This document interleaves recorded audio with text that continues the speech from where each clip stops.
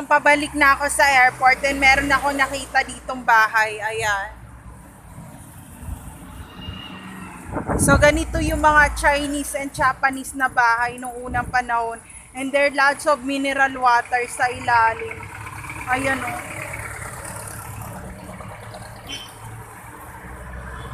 Catholic Catholic house. May parking pa sa ilalim. So, Catholic house siya and nakita ko naglalakad sa may Quiapo yung caretaker ng bahay kung saan kami lumaki.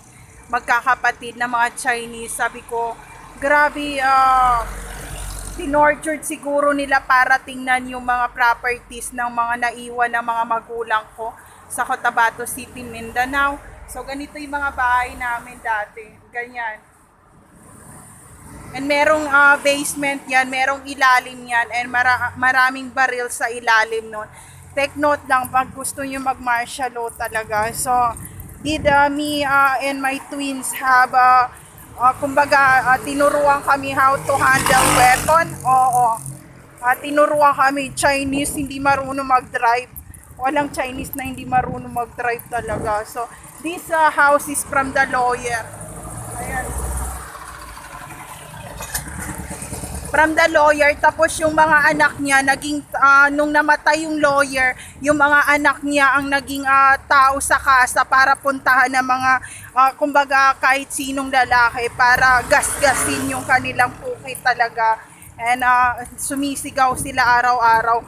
And when the Chinese community find out those house, ano pala siya, meron, kumbaga nakakadena pala yung mga babae doon na parang 50 Shades of Grey. So, ayun, weird, di ba?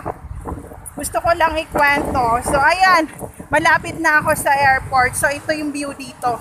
And there's a red car going on here.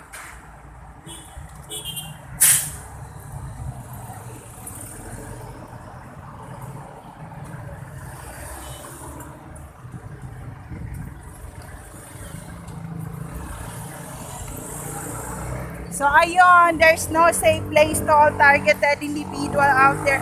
Take care always, everyone.